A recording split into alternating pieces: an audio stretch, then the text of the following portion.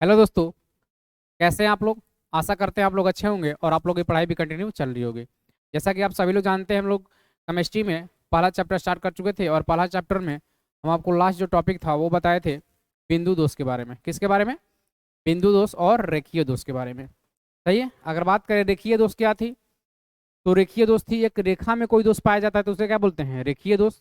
यदि पूरे क्रिस्टल में कोई दोष पाया जाता है तो उसे क्या बोलते हैं? बिंदु दोष बोला जाता है। सही है।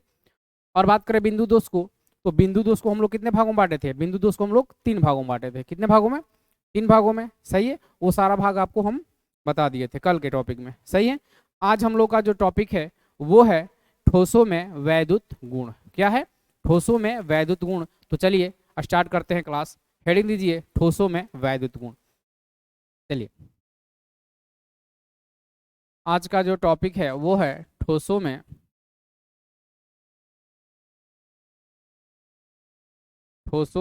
वैद्युत गुण। ठोसों में वैद्युत गुण। अब ये वैद्युत गुण क्या होता है इसको समझ लेते हैं। देखिए, अगर किसी भी पदार्थ में से विद्युत प्रवाहित हो, सही है, ध्यान दीजिएगा, कोई भी ऐसा पदार्थ हो वो कैसा होना चाहिए? ठोस होना चाहिए। उसमें से यदि विद्युत प्रवाहित हो रही है तो उसको बोलेंगे कि उस ठोस में क्या है? वैद्युत गुण है। सही है। मान लेते हैं मेरे पास एक मार्कर है, पेन है। क्या इस पेन में से विद्युत धारा प्रवाहित होगी? नहीं होगी। तो इस पेन में वैद्युत गुण नहीं पाया जाता है। क्लियर है। यदि हम बोल दे लोहा, सोना, तांबा, चांदी, क्या उसमें वैद्युत गुण पाया जाता है? हाँ। क्यों? क्योंकि उसमें से विद्युत धारा प्रवाहित होती है। हम क्यों ऐसा बोल रहे हैं? क्योंकि ये ठोस के बारे में सिर्फ अध्ययन करना है। ये हाथ में भी है तो ये मेरा ठोस ही है, लेकिन क्या इसमें से विद्युत धारा प्रवाहित होगी? क्या नहीं होगी, क्योंकि हम लोग ठोस को भी कितने भागों में बांटे थे? 2 भागों में। पहला था क्रिस्टलीय और दूसरा क्या था? अक्रिस्टलीय। जो क्रिस्टलीय है इसमें से विद्युत धारा प्रवाहित होती है और जो अक्रिस्टलीय है उसमें से विद्युत धारा प्रवाहित नहीं होती है। सारा चीज आपको बता दिए हैं क्रिस्टलीय और अक्रिस्टलीय के बारे में। क्लियर है। तो चलिए वहीं लिख लेते हैं। यानी ठोसों में वैद्युत गुण कब बोलेंगे? जब किसी ठोस में से कोई विद्युत धारा प्रवाहित होती है तो उसे ही बोलेंगे कि उस ठोस में वैद्युत गुण पाया जाता है। क्लियर है। तो चलिए पहले डेफिनेशन लिख लेते हैं, फिर आगे समझने की कोशिश करेंगे। अब बोला है कि ठोसों में वैद्युत गुण, तो हम क्या लिखेंगे? यदि किसी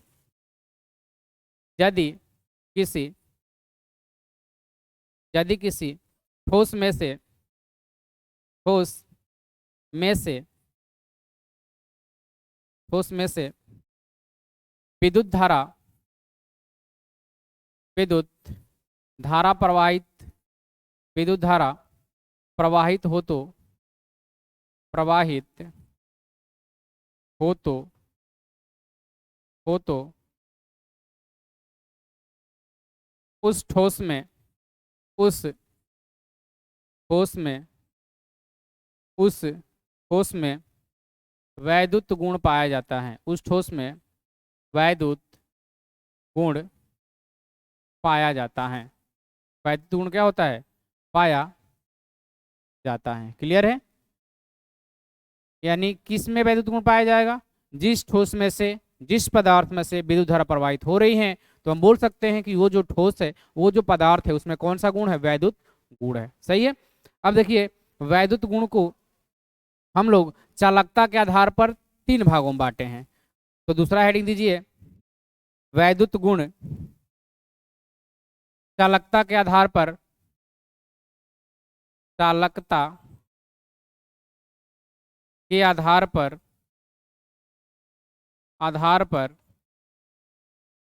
चालकता के आधार पर वैद्युत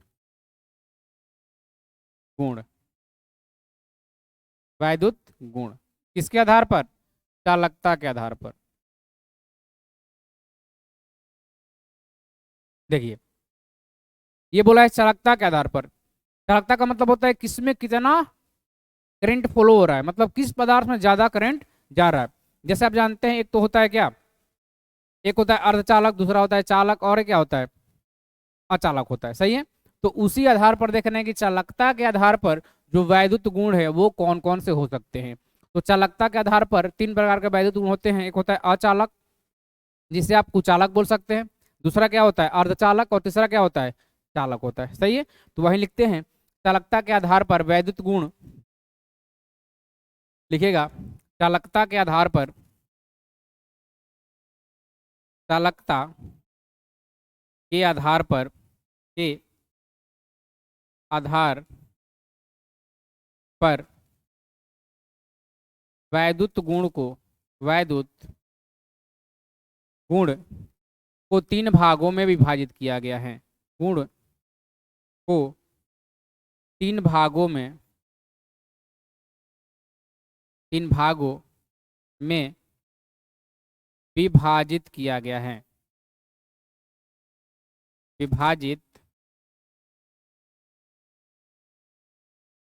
किया गया है। चालकता के आधार पर वैद्युत गुण को कितने भागों में विभाजित किया गया है? 3 भागों में। कौन कौन? अचालक यानी कुचालक, अर्धचालक और चालक। सही है, तो चलिए इसका एक स्क्रीनशॉट ले लीजिए, फिर आगे देखते हैं।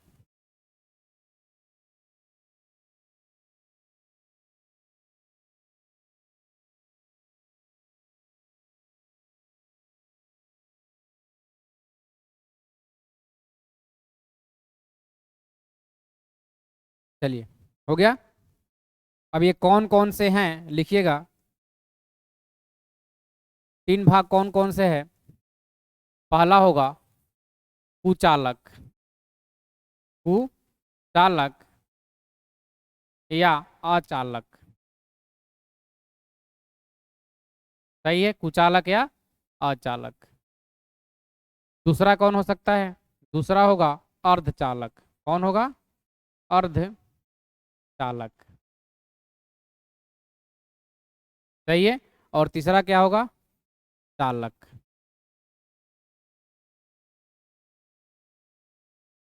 तो हमने तीनों भाग बता दिया कौन कौन होगा। पहला होगा कुचालक या अचालक, दूसरा होगा अर्धचालक, और तीसरा क्या होगा? चालक। सही है, अब आप सभी लोग जानते हैं कि कुचालक किसे बोला जाता है? कुचालक किसे बोला जाता है? जिसमें से विद्युत धारा प्रवाहित न हो। लेकिन ये छोटा डेफिनेशन हो गया, यहाँ दूसरे कुछ पढ़ेंगे इसके साथ साथ।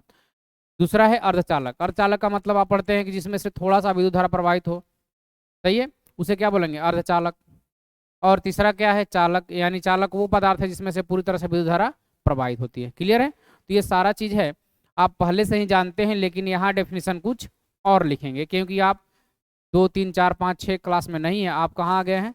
12th क्लास में है। सही है, तो इसका डेफिनेशन अलग हो जाएगा, लेकिन उसमें से कुछ मेलताल रहेगा। चलिए, तो पहला हेडिंग कौन देंगे? अब देखेंगे कुचालक या अचालक के बारे में। सही है, तो पहला हेडिंग दीजिए कुचालक या अचालक। यहीं पहला हम लिख देते हैं, पहला कौन सा होगा? कुचालक, कुचालक या अचालक। सही है, आप देखते हैं इसके बारे में। जो आप डेफिनेशन पहले जानते हैं उसी को पहले लिखिए कि क्या होता है। कुचालक और अचालक क्या होता है? जिस पदार्थ में से, जिस पदार्थ में से, पदार्थ में से विद्युत धारा प्रवाहित नहीं होती है, विद्युत धारा प्रवाहित नहीं होती है, धारा प्रवाहित नहीं होती हैं,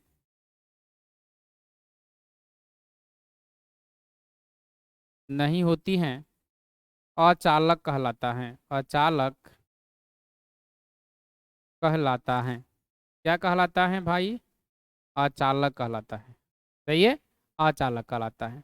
अब दूसरा डेफिनेशन क्या है जो आपके लिए बहुत ही ज़्यादा इंपॉर्टेंट है, वो क्या है उसको भी आप एक बार देख लीजिए। देखिए,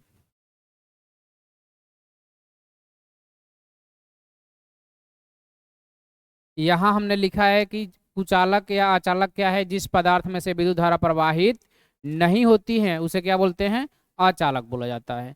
या अथवा, इसका अथवा वाला ही आपके लिए बहुत ज़्यादा आवश्यक है। अथवा आप दूसरा डेफिनेशन ये दे सकते हैं कि जिस पदार्थ की, जिस पदार्थ की, जिस पदार्थ की चालकता, चालकता, चालकता 10 के घात -20 से 10 के घात -10, 10 के घात -20 से 10 के घात -10 प्रति ओम, प्रति ओम, प्रति ओम, प्रति मीटर हो, प्रति मीटर हो, मीटर हो, उसे उसे अचालक, उसे अचालक, अचालक कहा जाता है, कहा जाता है। सही है, अचालक कहा जाता है। क्या है? जिस पदार्थ की चालकता कितनी होनी चाहिए? 10 के घात -20 से 10 के घात -10 प्रति ओम प्रति मीटर। कहने का मतलब ये है कि प्रति ओम प्रति मीटर में 10 के घात -10 क्या होना चाहिए? इलेक्ट्रॉन का फ्लो होना चाहिए, तो उसे बोला जाएगा क्या? अचालक। सही है। आप पहले से ये डेफिनेशन जानते थे कि जिसमें से विद्युत धारा प्रवाहित न हो उसे बोलते हैं अचालक, लेकिन आपके लिए बहुत ज़्यादा इंपॉर्टेंट है। जिस पदार्थ की चालकता 10 के घात -20 से 10 के घात -10 प्रति ओम प्रति मीटर हो उसे ही क्या बोला जाता है? अचालक बोला जाता है। क्लियर है? आप अचालक समझ गए हैं। दूसरा डेफिनेशन लिखिएगा। दूसरा क्या हम लोग का? दूसरा है अर्धचालक। दूसरा क्या है? अर्धचालक। दूसरा है अर्धचालक। अर्धचालक। अब पहले से जो आप डेफिनेशन जानते हैं वो तो आप जानते ही हैं, उसको भी लिख लेते हैं। पहले से आप डेफिनेशन क्या जानते हैं? कि वैसा पदार्थ, वैसा पदार्थ, वैसा पदार्थ जिसमें से, जिसमें से कुछ विद्युत धारा प्रवाहित हो, कुछ विद्युत, कुछ मात्रा में विद्युत धारा प्रवाहित हो, कुछ मात्रा में, कुछ मात्रा में विद्युत धारा प्रवाहित हो, विद्युत धारा प्रवाहित हो,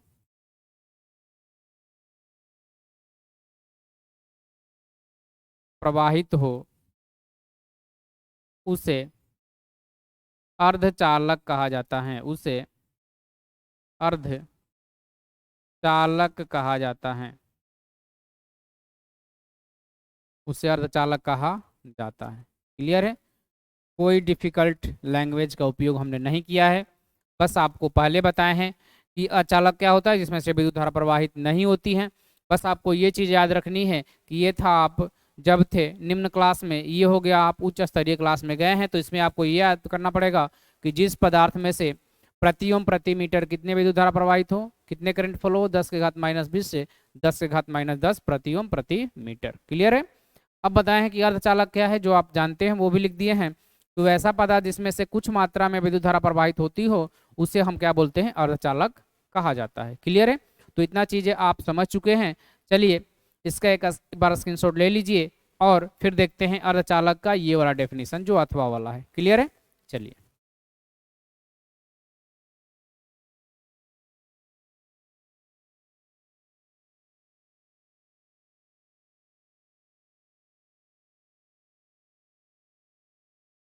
चलिए अब देखिए अथवा वाला डेफिनेशन लिखना है।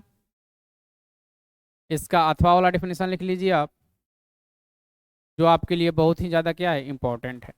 लिखिएगा, जिस पदार्थ में से, जिस पदार्थ में से, पदार्थ में से, जिस पदार्थ में से 10 के घात -6, 10 के घात -6 से 10 के घात 4 प्रति ओम, प्रति ओम प्रति मीटर, प्रति मीटर विद्युत धारा प्रवाहित हो, विद्युत धारा प्रवाहित हो, विद्युत धारा प्रवाहित हो, प्रवाहित हो, उसे, उसे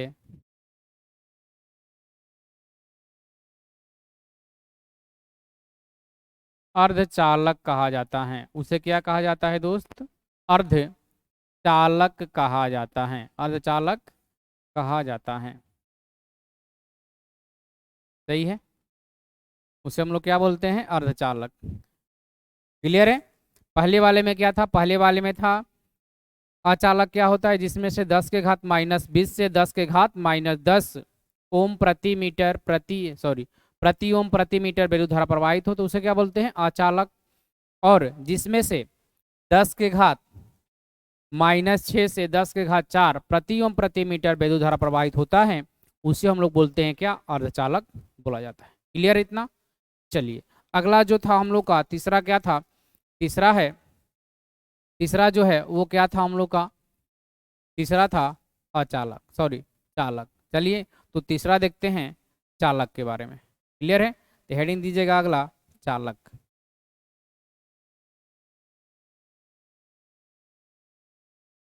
तीसरा जो था वो क्या था?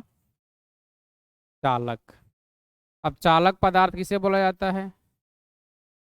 चालक कौन सा होता है? तो सभी लोग जानते हैं कि जिसमें से विद्युत धारा प्रवाहित होती है उसे चालक पदार्थ कहा जाता है। तो जो आप डेफिनेशन जानते हैं पहले वहीं लिखिए ताकि वो आपके माइंड में बैठा है, उसके अनुसार आप याद कर सकते हैं। गुड। चलिए, तो लिखते हैं, यदि किसी यदि किसी पदार्थ में से पदार्थ में से में से विद्युत धारा प्रवाहित होती हो, विद्युत धारा प्रवाहित विद्युत धारा प्रवाहित प्रवाहित होती हो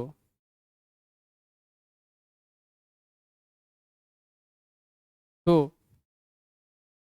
उस पदार्थ को चालक पदार्थ कहा जाता है। चालक पदार्थ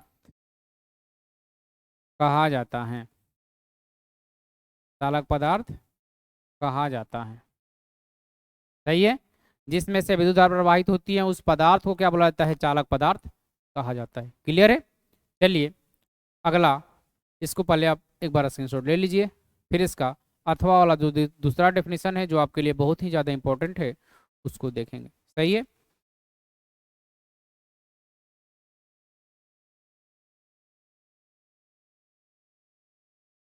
चलिए, अगला देखते हैं। जो अथवा वाला डेफिनेशन है वो क्या है?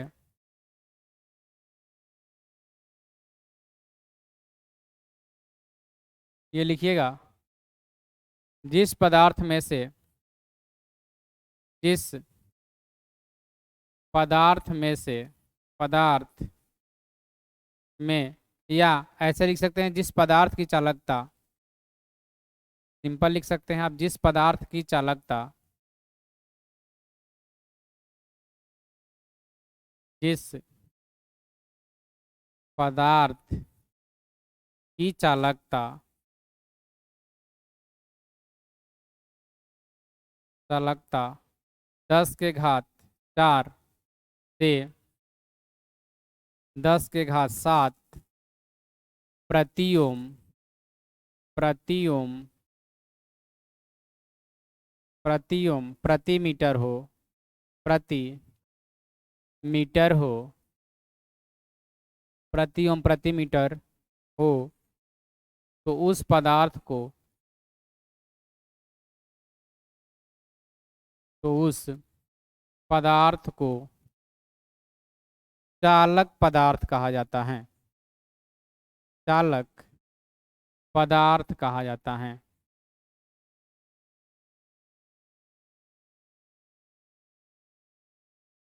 उसे क्या बोला जाता है? चालक पदार्थ कहा जाता है। क्लियर है?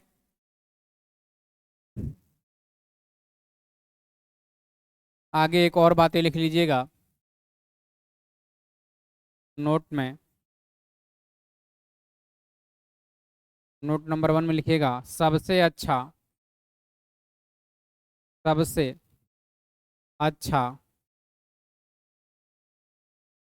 चालक वह होता है, वह पदार्थ होती हैं, वह पदार्थ होती हैं, वह पदार्थ होती हैं जिसकी चालकता, जिसकी जिसकी चालकता, जिसकी चालकता 10 के घात 7 प्रति ओम, प्रति ओम प्रति मीटर होती हैं। कितनी होती हैं? प्रति ओम प्रति मीटर 10 के घात 7 होती हैं। सही है। पहले देखे हैं अचालक क्या है?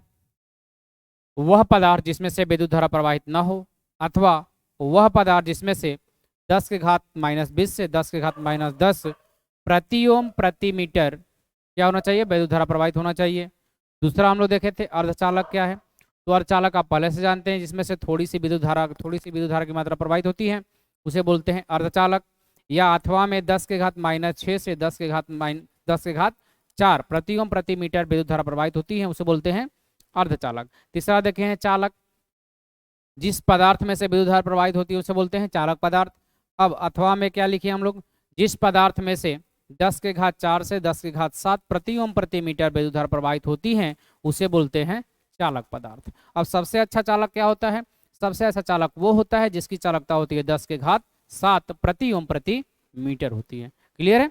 सारा चीज आपको क्लियर कर दिए हैं। ठीक है, तो एक बार इसको स्क्रीनशॉट ले लीजिए, फिर आगे का टॉपिक देखते हैं।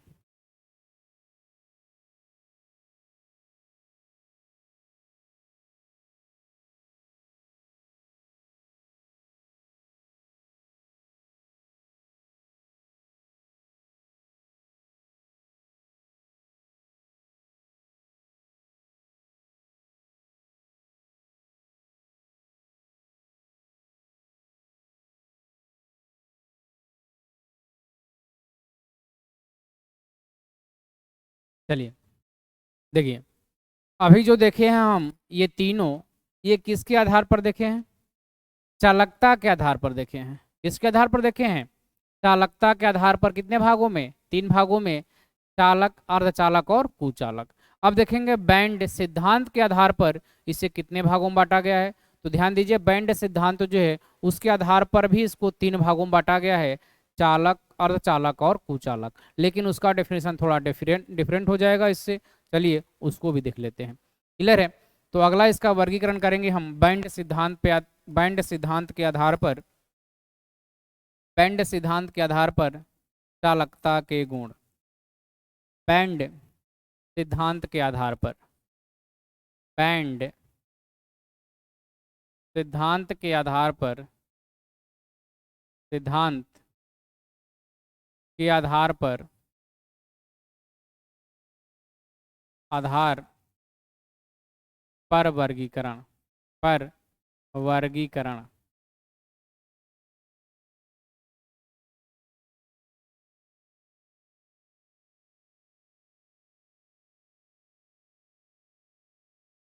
चलिए, इसके भी आधार पर, बैंड सिद्धांत के आधार पर भी इसको कितने भागों में बांटा गया है? 3 ही भागों में बांटा गया है, चालक, कुचालक और अर्धचालक। क्लियर है?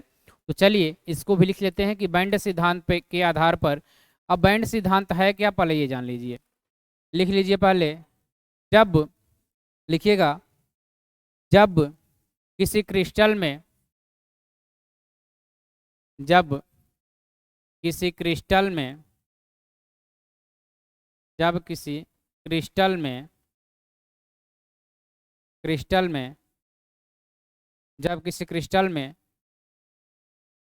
उपस्थित अणु, उपस्थित उपस्थित अणु, उपस्थित अणु मिलकर, मिलकर अणु कक्षक का या आणविक कक्षक का, आणविक कक्षक का निर्माण करता है, कक्षक का निर्माण करता है, निर्माण करता है, तो उसे बैंड सिद्धांत कहा जाता है। तो उसे बैंड सिद्धांत कहा जाता है। बैंड सिद्धांत कहा जाता है। कौन सा सिद्धांत कहा जाता है? बैंड सिद्धांत कहा जाता है। जब अणु मिलकर आणविक कक्षा का निर्माण करता है तो उस सिद्धांत को ही क्या बोला जाता है? आणविक सिद्धांत बोला जाता है। कैसे? ध्यान दीजिएगा। मान लीजिए मेरे पास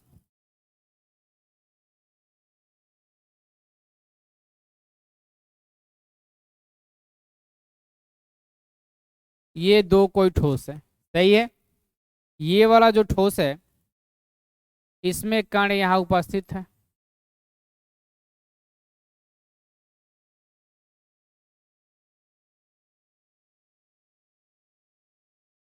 क्लियर है। जबकि ये वाला जो ठोस है इसमें कण क्या है? खाली है, मतलब इसमें कोई कण नहीं है। इसमें कण का स्थान क्या है? पूरा खाली है ये, सही है। तो जब ये एक दूसरे के साथ मिलकर, ये और ये मिलकर एक ठोस का निर्माण करेगा, सही है।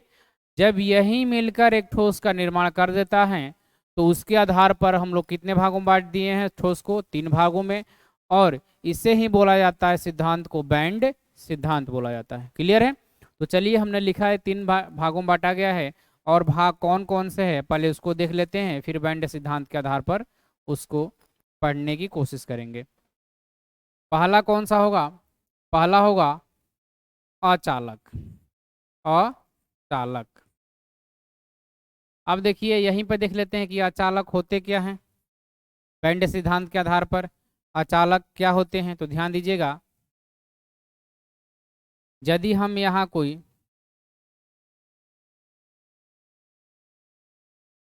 दो पदार्थ लिए, सही है। एक पदार्थ में यहाँ पर कण तो हैं,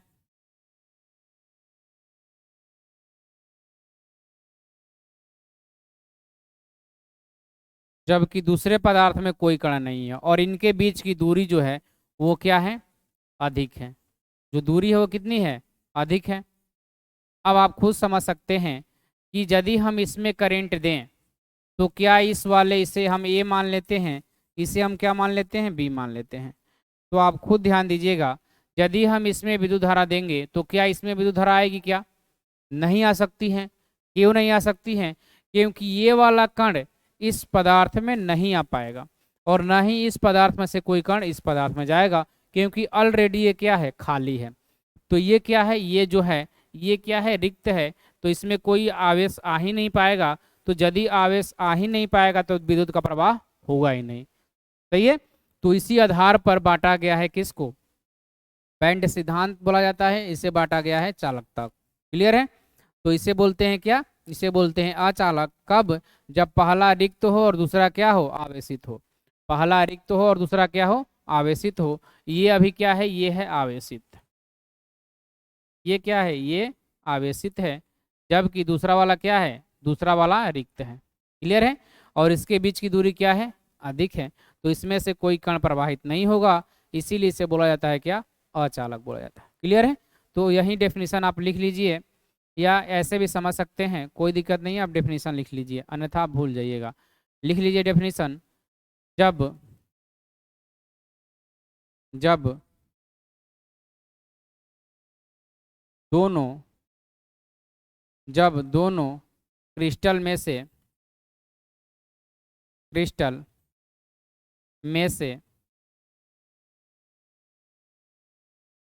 एक रिक्त हो, एक रिक्त हो मतलब खाली हो, एक रिक्त हो, और दूसरा और और दूसरा आवेशित हो,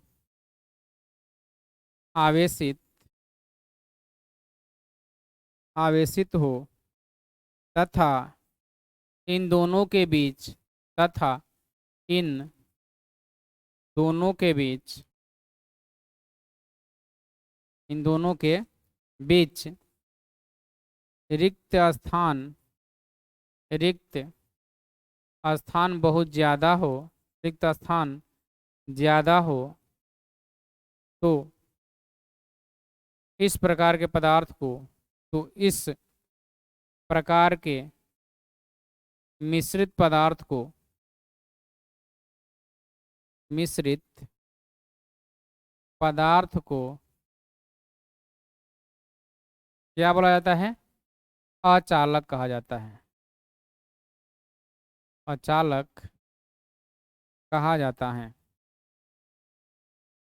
क्या कहा जाता है? अचालक कहा जाता है। क्लियर है? यहाँ बना दिए हैं डायग्राम भी और यहाँ डेफिनेशन भी लिख दिए हैं। क्लियर है? चलिए आप इसका एक बार क्या कर लीजिए, स्क्रीनशॉट ले लीजिए।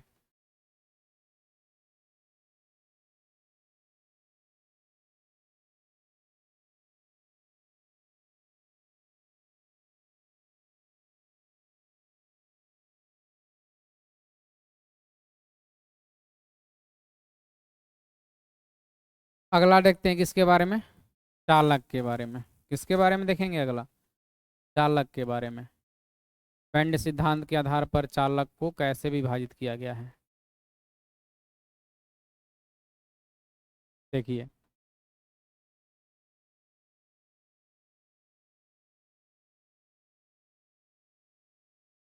यहाँ पर भी दो कण लेते हैं।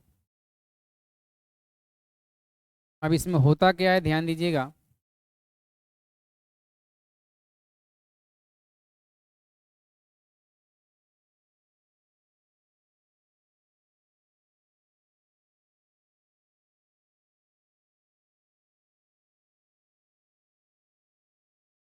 देखिए, हमने दो कण लिया है।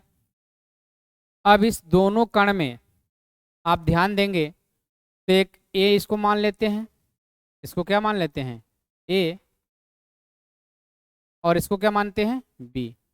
लिख लेते हैं। ये वाला जो है ना, ये क्या है? ये पहला कण है, जो क्या है? ये ए है। और ये क्या है? बी है। अब ध्यान दीजिएगा, ए भी इसमें क्या है? इसमें दो कंडीशन होते हैं। दोनों कंडीशन क्या है, पहले लिख देते हैं आपको।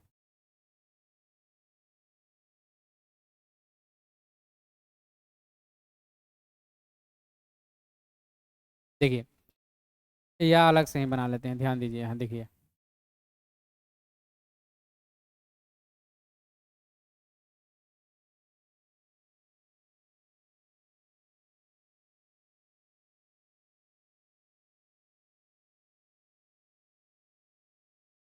देखिए, यहाँ दो हमने लिया है।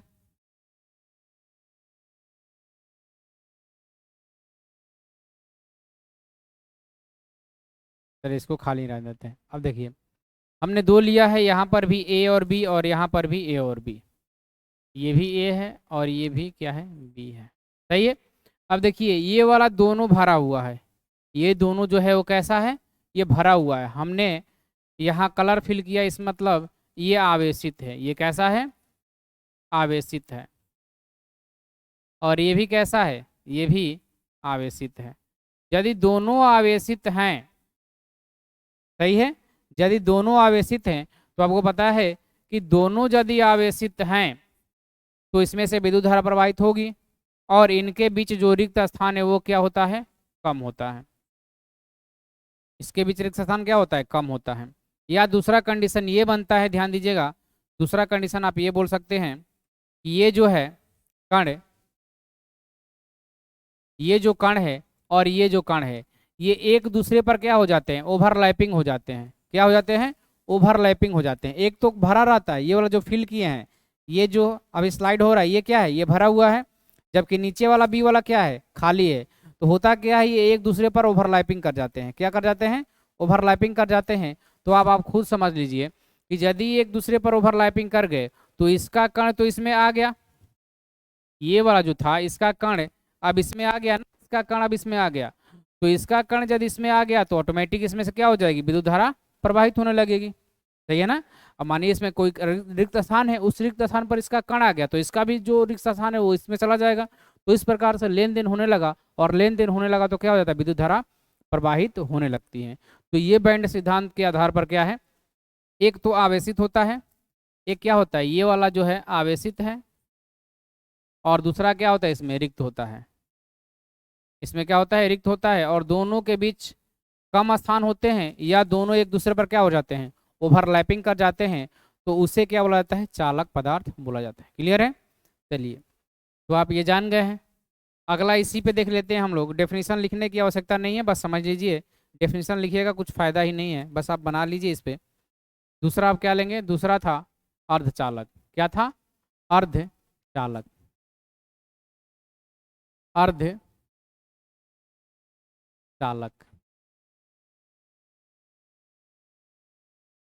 कौन सा था? अर्धचालक। अब ध्यान दीजिए, ये जो अर्धचालक है ये आपके लिए बहुत ही ज़्यादा आवश्यक है। सही है?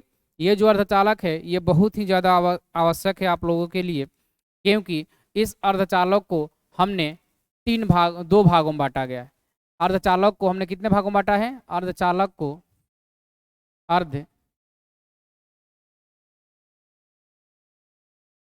अर्धचालक को दो भागों में दो भागों में विभाजित किया गया है। कितने भागों में? दो भागों में विभाजित किया गया है। तो ये कितने भागों में विभाजित किया गया? दो भागों में विभाजित किया गया है। कौन कौन? कौन कौन है दो भाग?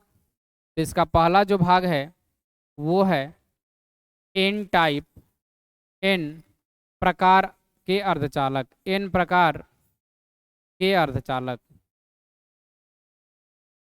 अर्धचालक। सही है? और दूसरा है पी प्रकार के अर्धचालक। दूसरा क्या है? पी प्रकार के अर्धचालक, अर्धचालक। और ये आपके लिए बहुत ही ज़्यादा आवश्यक है दोनों। अर्धचालक में ये दोनों बार बार एग्जाम में पूछा जाता है कि पी प्रकार के अर्धचालक क्या होते हैं और इन प्रकार के अर्धचालक क्या होते हैं। तो ये आपके लिए बहुत ही ज़्यादा आवश्यक है। तो चलिए, हमने आपको सारा चीज़ बता दिया यहाँ पे, अर्धचालक और कुचालक और अचालक के बारे में। पहले इसका एक बार स्क्रीनशॉट ले लीजिए, फिर देखते हैं कि एन प्रकार का अर्धचालक और पी प्रकार का अर्धचालक आखिर होते क्या हैं।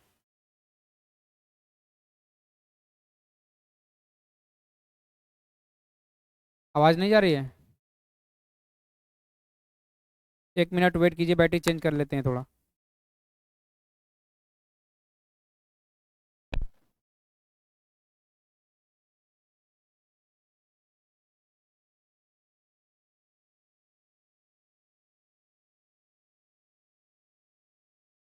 चलिए, आप लोग स्क्रीनशॉट ले लिए होंगे। क्लियर है? तो आप देखेंगे किसके बारे में, इन प्रकार के अर्धचालक और पी प्रकार के अर्धचालक के बारे में।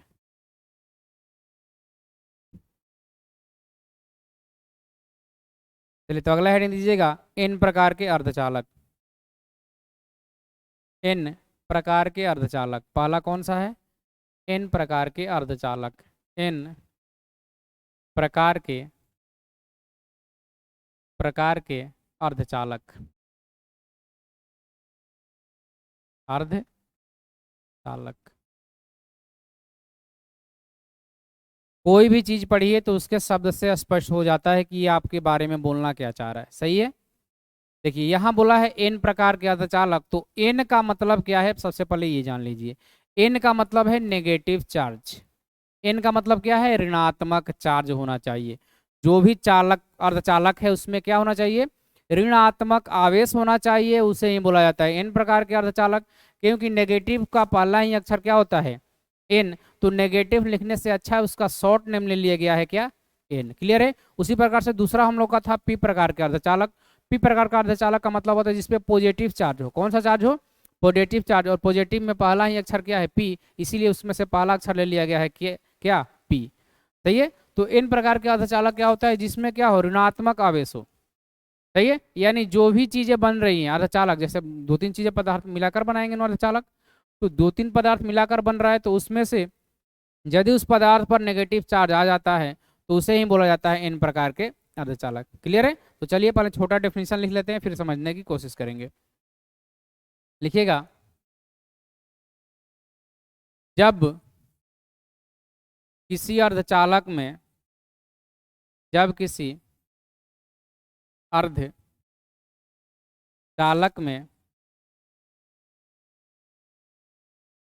अर्धचालक में अशुद्धि मिलाकर, अशुद्धि मिलाकर, अशुद्धि मिलाकर अर्धचालक, अर्ध अशुद्धि मिलाकर, मिनट, चालक पदार्थ बनाया जाता है, चालक पदार्थ, चालक पदार्थ बनाया जाता है, बनाया जाता है, जाता है, और उसके पश्चात, और और उसके पश्चात, उसके पश्चात, उसके पश्चात यदि पदार्थ पर, पदार्थ पर ऋण आवेश, ऋण आवेश यानी नेगेटिव चार्ज, ऋण आवेश यानी नेगेटिव चार्ज, नेगेटिव चार्ज, ये नेगेटिव चार्ज हम इसलिए लिखें क्योंकि एन प्रकार का है, सही है। नेगेटिव हम इंग्लिश इसलिए लिखें क्योंकि एन नेगेटिव चार्ज से ही एन उठा कर रख दिया गया, सही है। नेगेटिव चार्ज आ जाता है, आ जाता है, उसे ही, उसे ही एन प्रकार के, एन प्रकार के अर्धचालक कहा जाता है, अर्ध चालक कहा जाता है।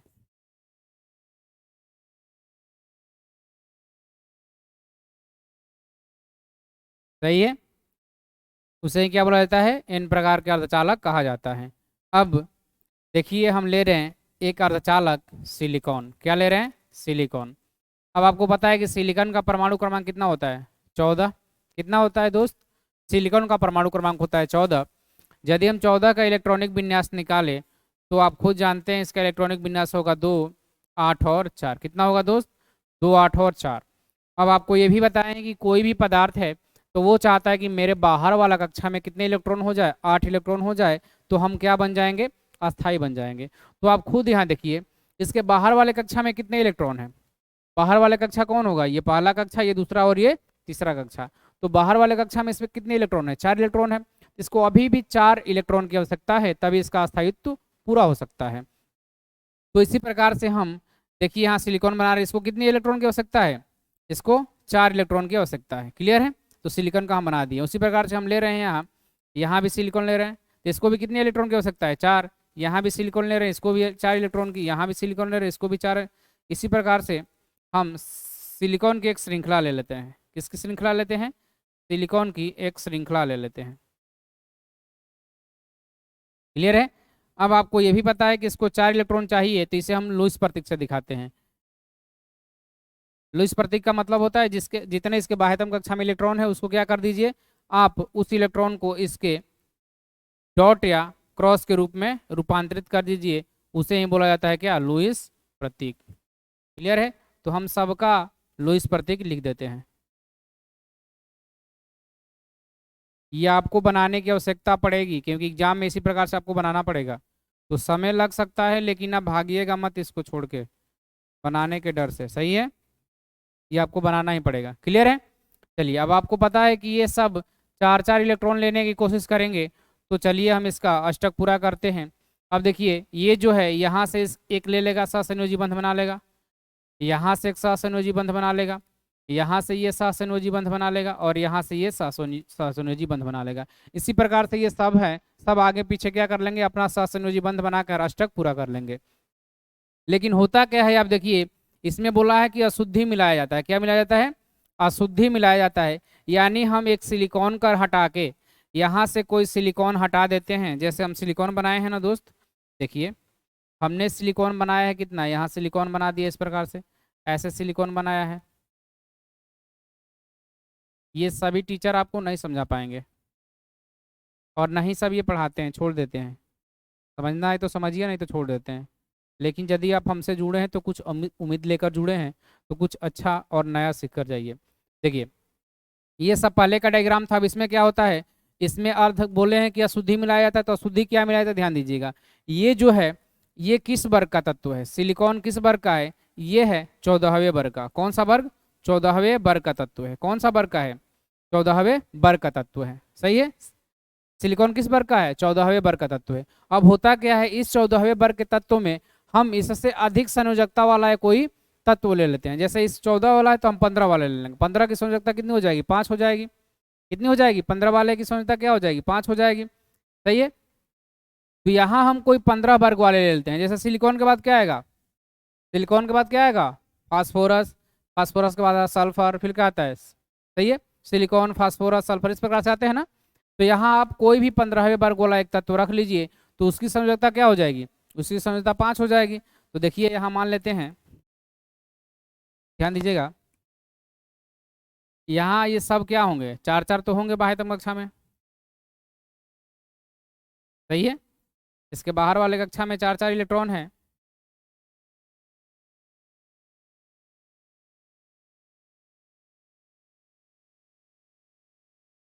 सही है, ये जो पहले का डायग्राम है वही बनाए हैं, कोई दूसरा हम नहीं ली।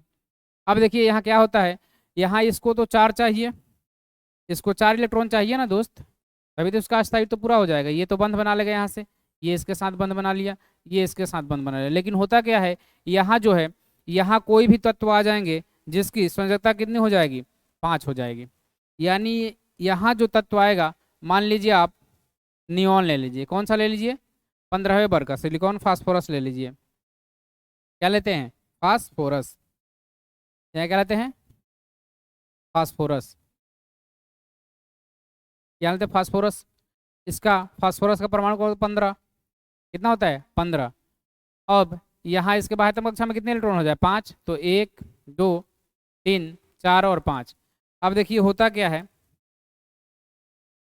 यहाँ से तो ये बंध बना लेगा, ये इसके साथ एक बंध बना लिया, लेकिन इसमें एक इलेक्ट्रॉन बच गया।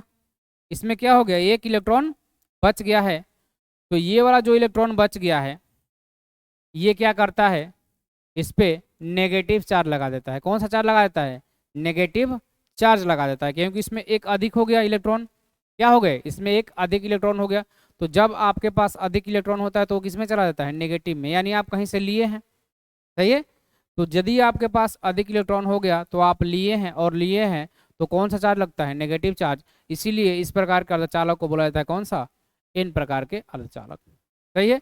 तो दूसरा डेफिनेशन आप ये भी लिख सकते हैं, जो आपके लिए बहुत ही ज़्यादा आवश्यक है। आप ये लिखेंगे कि जब, अथवा में करके,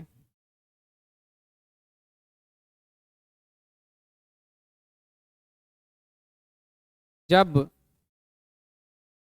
14वें वर्ग के साथ 15 वर्ग के साथ 15 वर्ग का कोई तत्व, का कोई तत्व कोई तत्व मिला दिया जाता है, मिला दिया जाता है,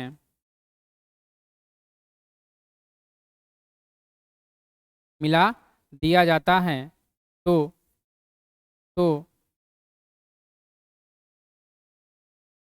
उस प्रकार के अर्धचालक को, उस प्रकार के अर्धचालक को, चालक को इन प्रकार के अर्धचालक कहा जाता है, इन प्रकार के अर्धचालक कहा जाता है, अर्धचालक कहा जाता है।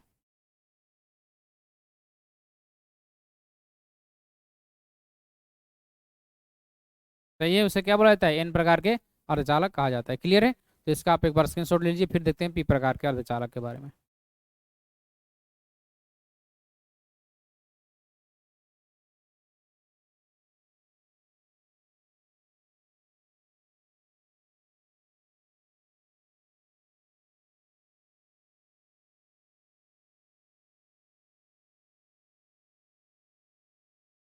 चलिए हेडिंग दीजिएगा, पी प्रकार के अर्धचालक। कौन सा अर्धचालक? पी प्रकार के अर्धचालक। पी प्रकार के अर्धचालक।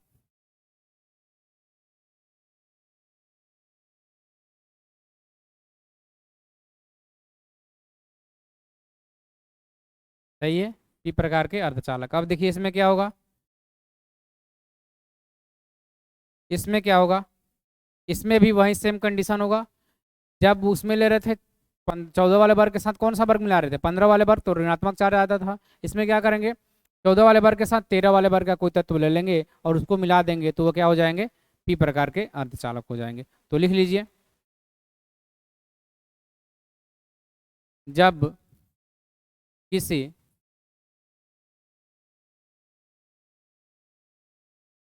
अर्धचालक में 13वें वर्ग का कोई तत्व मिला दिया जाता है, मिला दिया जाता है, मिला दिया जाता है, तो इस प्रकार से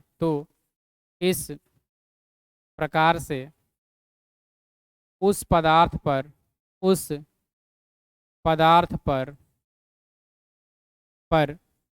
धन आवेश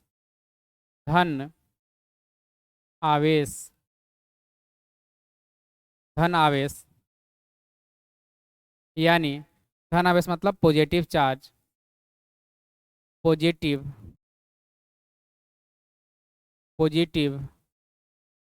चार्ज, पॉजिटिव चार्ज आ जाते हैं,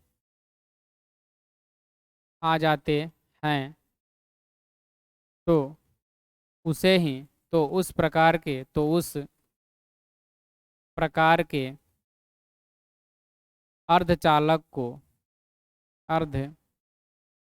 अर्धचालक को पी प्रकार के अर्धचालक कहा जाता है, अर्धचालक कहा जाता है।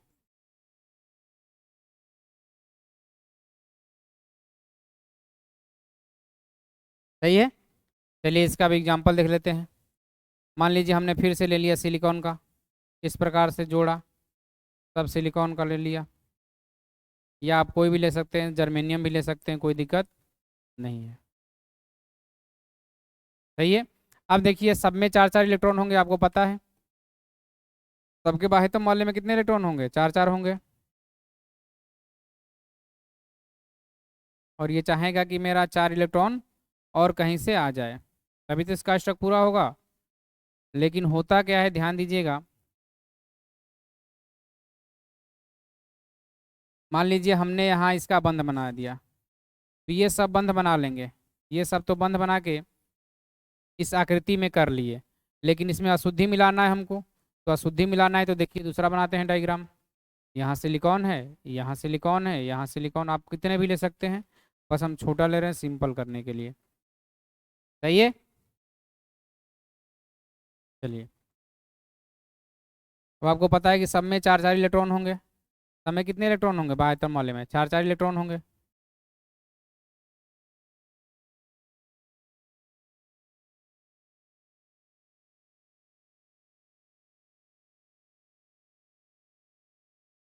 सही है। अब इसमें बोला है कि हम क्या मिलाना है? अशुद्धि मिलाना है, यानी हम एक हटा देते हैं, यहाँ से ये हटा देते हैं और किस वर्ग का लेंगे? 13वें वर्ग का एल्यूमिनियम ले लेते हैं। क्या लेते हैं? एल्यूमिनियम। और इसके बाह्यतम कक्षा में कितने इलेक्ट्रॉन हो जाएंगे? इसके बाह्यतम कक्षा में 3 ही इलेक्ट्रॉन होंगे। इसका परमाणु क्रमांक 13 होता है, 2 8 और 3 हो जाएगा। अब देखिए यहाँ इसके आने के कारण इस जो पदार्थ है, ये पूरे पदार्थ है, इस पे कौन सा आवेश आ जाता है? इस पूरे पदार्थ पर आ जाता है कौन सा आवेश? धन आवेश आ जाते हैं। कौन सा आवेश आ जाते हैं? धन आवेश आ जाते हैं। सही है। और धन आवेश आने के कारण ही इसे बोला जाता है कौन सा? पी प्रकार। धन का मतलब होता है पॉजिटिव चार्ज, तो इसे बोला जाता है पी प्रकार के अर्धचालक। क्लियर है। तो आपको हमने सारा चीज क्लियर कर दिया, एन प्रकार का अर्धचालक, पी प्रकार का अर्धचालक। अब देखिए ये जो था आज का क्लास, ये मेरा या आप लोगों का सभी का ये क्या था, अंतिम क्लास था किसका, ठोस अवस्था का। हमने ठोस अवस्था का हमको लगता है कि 15 या 16 लेक्चर दे दिया है, जिसमें आपको सारी चीज़ें क्लियर कर दिया है। अगर आपको इन सारे चैप्टर में कुछ दिक्कत हो या परेशानी हो, जो आपको नहीं समझ में आ रहा हो, तो आप कमेंट कर सकते हैं, कोई दिक्कत नहीं है। आप जो भी चीज़ें नहीं समझ में आ रही है आप सारा कमेंट कर सकते हैं, सही है। तो आज हमने जो ठोस अवस्था स्टार्ट किया था चैप्टर नंबर 1, ये आज पूर्णतः क्या हो गया, समाप्त हो गया। क्लियर है। अब इसके बाद जो भी लेक्चर आएगा उसमें आपको इस ठोस अवस्था से रिलेटेड जितने भी प्रश्न बनने वाले होंगे वो सारा क्या करेंगे, एक प्रश्न लेकर आ जाएंगे। क्लियर है। और उसके बाद एक टेस्ट सीरीज भी आएगी जिसमें आपको प्रश्न मिलेंगे, उसमें देखा जाएगा कि कौन टॉप 10 में आया हुआ है, सही है। तो आप काम ये कीजिएगा कि जितने भी हम लेक्चर दिए हैं 14, 15, 16 जो भी लेक्चर होगा सारा लेक्चर आप क्या कीजिए, देखकर पूरी तरह नोट्स बनाइए, प्रॉपर नोट्स बनाइए, उसको बार बार पढ़िए। और कल जो क्लास आएगा उसमें आपको सारा रिवीजन क्लास आएगा किसका, इससे रिलेटेड प्रश्न का। और उसके बाद जो भी क्लास आएगा उसमें आपको टेस्ट सीरीज मिलेगी। और टेस्ट सीरीज किस प्रकार की होगा आप कमेंट करके पूछ सकते हैं, हम जवाब दे देंगे। ध्यान दीजिए, जब कल बताएंगे प्रश्न उससे ही रिलेटेड जो टेस्ट सीरीज होगा उसमें आपको प्रश्न मिलेगा, सही है। और उसमें से देखा जाएगा कौन टॉप 10 में आया है, यानी प्रश्न दिया जाएगा, देखा जाएगा कि कौन कितने ज़्यादा मार्क्स लाए हैं, सही है। तो चलिए, ये हो गया हम लोग का चैप्टर समाप्त। अब जो दूसरा चैप्टर है वो है बिलियन, और बिलियन चैप्टर इसके बाद टेस्ट सीरीज के बाद स्टार्ट करेंगे, सही है। तो आप काम ये कीजिएगा, जितना आपको लेक्चर दिए हैं सारा लेक्चर क्या कीजिएगा, देखकर पूरी तरह से समाप्त और प्रॉपर नोट्स बना लीजिएगा। और जो बाद में नहीं समझ में आया आप कमेंट करके पूछ सकते हैं। क्लियर है। चलिए, तो आज के लिए इतना ही रहते हैं, मिलते हैं अगले क्लास में। और अगला क्लास होगा हम लोग का प्रश्न का। चलिए, जय हिंद, जय भारत।